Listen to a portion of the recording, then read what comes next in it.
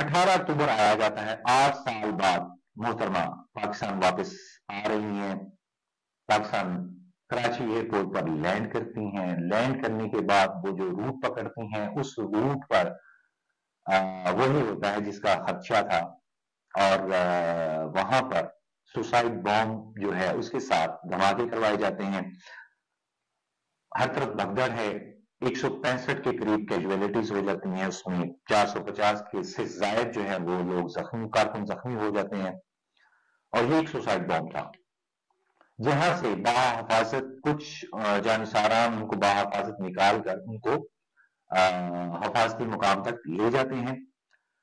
اب محترمہ دوبارہ سے مشرف صاحب سے رابطہ کرتی ہیں اور ان سے دوبارہ سے سیکورٹی مانگتی ہیں، لیکن وہی انکار جو پہلے کیا گیا تھا۔ محترمہ نے اپنے طور پر یو کے اور یو ایس کی کچھ ایجنسیز کے ساتھ، سیکورٹی ایجنسیز کے ساتھ رابطہ کیا اور ان سے اپنے لیے پرسنل سیکورٹی مانگی، جن پر انہوں نے ایگری بھی کیا اور ان کو بول دیا کہ ہم ریڈی ہیں آپ کو سیکورٹی دینے کے لیے۔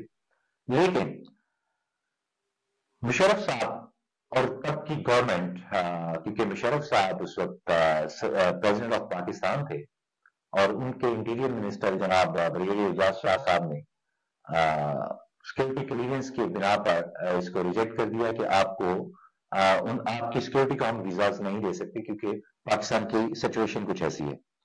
ناظرین، دسمبر کا آخری ہفتہ آیا جاتا ہے،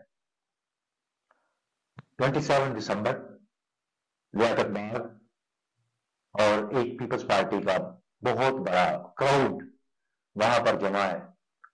محترمہ نے جو محترمہ کے آنے کی ٹائمنگ تھی وہ تھی 4:30 جلسہ گاہ میں۔ محترمہ وہاں پر اپنی وائٹ لینڈ کروزر میں 5:30 بجے، تقریباً 5:30 بجے وہ جلسہ گاہ پہنچتی ہیں۔ سفید لینڈ کروزر میں ہیں اور پرپل کلر کے ڈریس میں ہیں۔ ہزاروں کی تعداد میں کارکن، جو شیرے کارکن نعرے بازی کر رہے ہیں۔ جلسہ گاہ میں خوشی کی لہر ہے، کیونکہ 8 سال کے بعد وہ محترمہ کو دیکھ رہے ہیں، ان کے کارکن، ان کے جیالے۔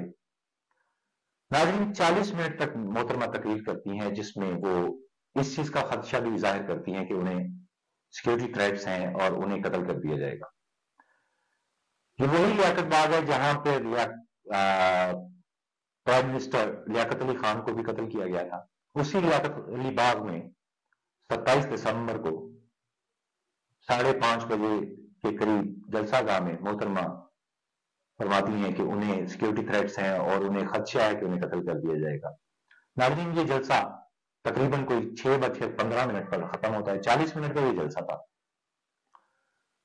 محترمہ کو 10 منٹ لگتے ہیں اپنی گاڑی تک آنے میں جلسہ گاہ سے۔ محترمہ اپنی گاڑی میں بیٹھتی ہیں اور فوراً سے ان کا روٹ چینج کر دیا جاتا ہے۔ جب ان کا روٹ چینج کیا جاتا ہے، لیکن اس پر ان کی اپنی پرسنل سیکورٹی کی طرف سے کوئی بھی آبجیکشن نہیں آتا۔ ان کی گاڑی کا رخ موڑ دیا جاتا ہے ناظرین، اور اب میں آپ کو وہ پکچر کھینچنا چاہتا ہوں۔ گاڑی کا رخ موڑ دیا گیا، گاڑی کے ارد گرد 100 کے قریب کارکن جو کہ نعرے بازی کر رہے ہیں، اور محترمہ کو کسی نے کہا کہ آپ سن روف سے باہر آئیں اور اپنا ہاتھ ہلائیں تاکہ کارکنوں کا جوش و جذبہ جو ہے وہ اور بڑھے۔ ناظرین، میرا اپنا اوپینین ہے، اور میں نے جو دیکھا کہ اکثر اوقات محترمہ جب سن روف سے باہر آتی تھی، اور اکثر ہوتا اس لیے طرح ہے کہ لیڈرز جب اپنے کارکن اور ورکروں کو جوشیلے انداز میں دیکھتے ہیں تو انہیں بھی جوش آتا ہے۔ تو محترمہ کے ساتھ اکثر ناہید خان جو ان کی پرسنل سیکرٹری تھی وہ بھی باہر نکل آتی تھی، لیکن اس دن ایسا کیا ہوا کہ محترمہ اکیلی ہی سن روف سے باہر آتی ہیں اور ہاتھ لانا شروع کر دیتی ہیں۔ ناظرین، اسی دوران کچھ ہی لمحوں بعد فائرز کی آواز آتی ہے۔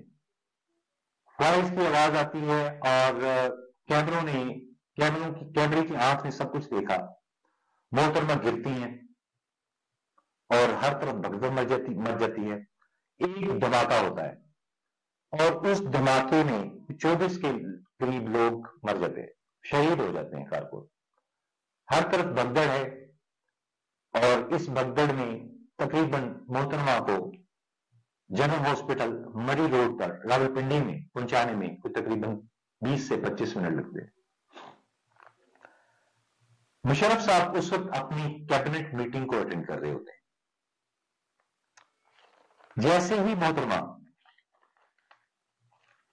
ہاسپٹل پہنچتی ہیں تو ڈاکٹرز ان کو ڈیڈ قرار دے دیتے ہیں۔ اسی دوران مشرف صاحب قوم سے خطاب کرتے ہیں اور لوگوں کو پرامن رہنے کی تلقین کرتے ہیں، اور یہ کہتے ہیں کہ ہم ہر صورت جو ہے محترمہ کے قاتلوں کو پکڑیں گے اور انہیں تختہ دار پر لٹکائیں گے۔ غالباً اس دن نواز شریف صاحب، کیونکہ الیکشن کی ریلیز چل رہی تھی، میاں محمد نواز شریف صاحب اس وقت راولپنڈی میں ایک ریلی کو خطاب کر رہے تھے۔ وہ پہلے شخص تھے جو ہاسپٹل میں پہنچے اور جنہوں نے جا کر محترمہ کی ڈیڈ باڈی کو دیکھا۔ اس پر عمران خان صاحب بھی اس وقت ریلیاں کر رہے تھے اور انہوں نے بھی اس پر سخت مذمت کی اور گورنمنٹ کو اس سب کا ذمہ دار قرار دیا۔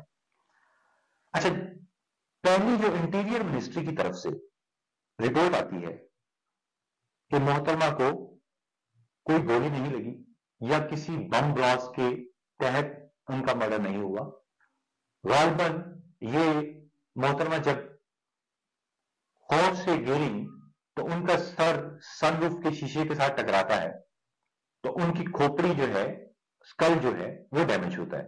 اس سلسلے میں ان کی موت ہوگی، جس کی وجہ سے وہ شہید ہوگی۔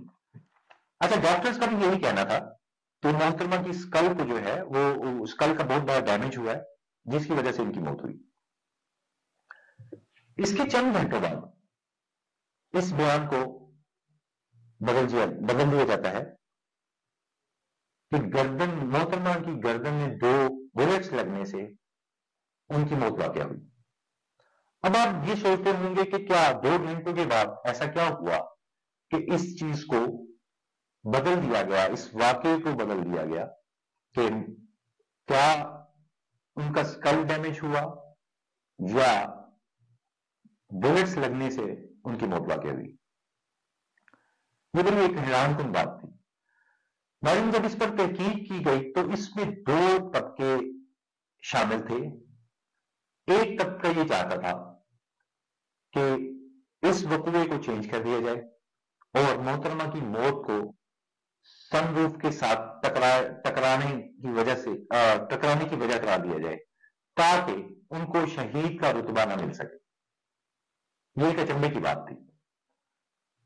جبکہ دوسرا طبقہ یہ چاہتا تھا کہ محترمہ کی موت کو ڈکلیئر کیا جائے کہ وہ سوسائڈ بام اور بلٹس لگنے سے ان کی موت واقع ہوئی اور ان کو شہید کا درجہ دیا جائے۔ خیر،